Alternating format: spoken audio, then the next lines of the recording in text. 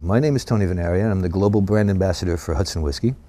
My association goes back to about 1964 or something like that, 66, when I went to high school with the guy who makes Hudson Whiskey. And he's been my best friend all these years. I moved to Paris about 15 years ago, and Ralph started his distillery. And he asked me at one point when it started to really work, do you think you can get it imported into France? So I didn't know anything about the whiskey business, but that's part of our culture. Is just because you never did anything doesn't mean you can't do it. So I asked around, and eventually, make a long story short, found an importer, got it into France. And Ralph's idea was that in the 20s, when all the jazz musicians couldn't make it in the States, they came to Paris, they became successful, they went back to the States, and they were a big hit. So his idea was to put it into Paris, get it into the good bars, so people would say, who are these guys? What are they up to? And that's how basically it started. So it's just kind of like been rolling along with his business and doing that for the last 6-7 years.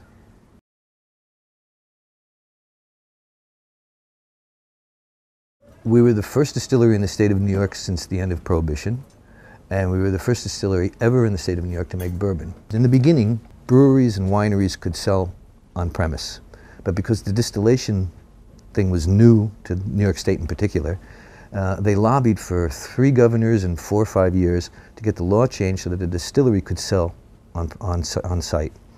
And basically that's kind of changed the landscape because the distillers could make some money.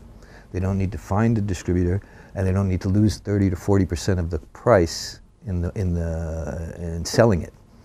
And so basically that was a big impetus in the craft distilling business.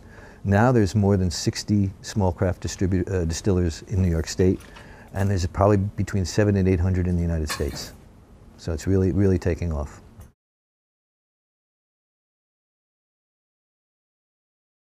In the beginning we had one 100-gallon pot still.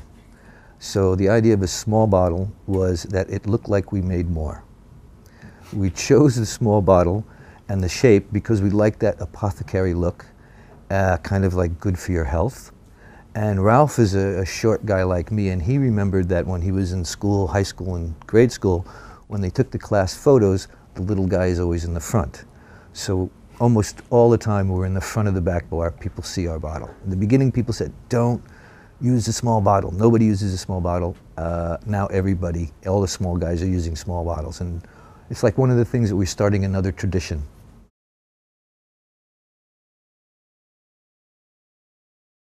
The story goes that one day Ralph was stuck in a traffic jam in Manhattan, and a couple of cars behind was somebody playing rap music extremely loud, boom, boom, and he could feel this vibration in his chest. So he got back to the distillery and he talked with Brian, who was an electrical engineer, that was his past history, and they set up subwoofers throughout the rick house to give this kind of bass pounding all night light to agitate the liquid, kind of like in Jurassic Park when the Tyrannosaurus Rex is coming. And I was staying over at Ralph's house. He was living on site. There was a little building on the premises. And all night long I hear boom, boom, boom, boom, boom.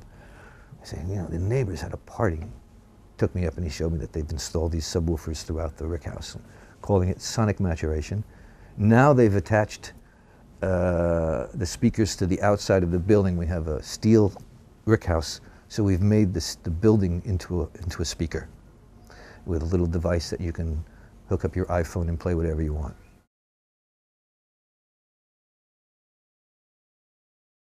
Now we have the baby bourbon, the Manhattan Rye, the 4-grain, which is corn, rye, wheat, and malted barley. It was the first 4-grain ever. We do make a single malt, but it's kind of a special little thing in the United States. We're not going to compete with the Scots in Europe with that. We do make something called a maple cask rye, which is, at one point we had all these barrels left over, and a maple syrup maker in Vermont contacted us and wanted the barrels to age his maple syrup in. Okay, so we gave him some barrels, and he asked for some more, and we gave him more, and finally said, send some of the barrels back. And what we did was rebarrel the rye in the barrels that had aged the maple cask, the maple syrup. And we came up with the maple cask rye, which is a very nice rye with a nice rounded sweetness to it from the maple. It's not, we added maple, but it was just from the wood. So we come out with a limited edition of that. We had a fire at the distillery about 2 years ago, and we had, it wasn't in the end not a serious fire, but we had about 30 or 40 barrels in the room that had been marked on the outside what they were, and they all got burned on the outside, so we had no idea what was in the barrels. So we let them mature for a while, and we blended them all together, and we came out with a very limited, we hope, one-time edition of double charred whiskey, which is charred on the inside, charred on the outside. So if you see a bottle of double charred whiskey anywhere, buy it, and then hide it and never drink it.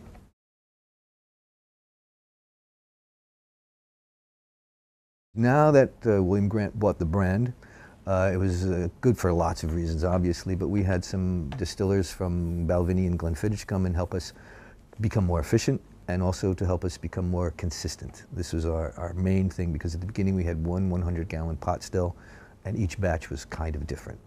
Now that we're selling wider and wider around the world, we had to really get our consistency done and stay with the flavor profile that we found and that we really like.